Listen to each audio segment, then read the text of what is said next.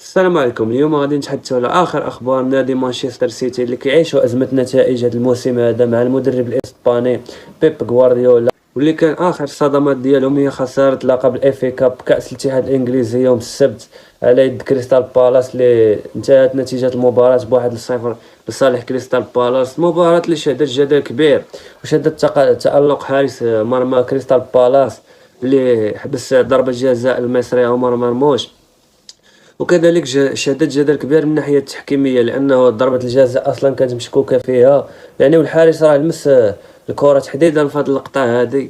راه هو كما كتشوفوا راه يدو خارج على خارج مربع العمليات، يعني ما فهمتش انا يعني في انجلترا والفار ما شافوش هذه اللقطه هذه، راه بطاقه حمراء مباشره.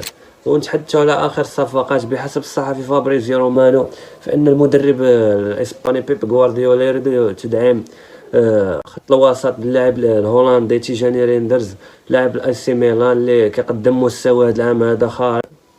الهدف الرئيسي ديالو في المركز رقم 8 اللي غادي يلعب لجانب رودري الاسباني خلى اثار واسعه هذا العام هذا على تشكيله الفريق. حسب الصحفي فابريزيو رومانو نيت كيقول لك بان مانشستر سيتي سيرسل عرض افتتاحي لمحاوله التعاقد مع تيجاني ريندرز هذا الشهر.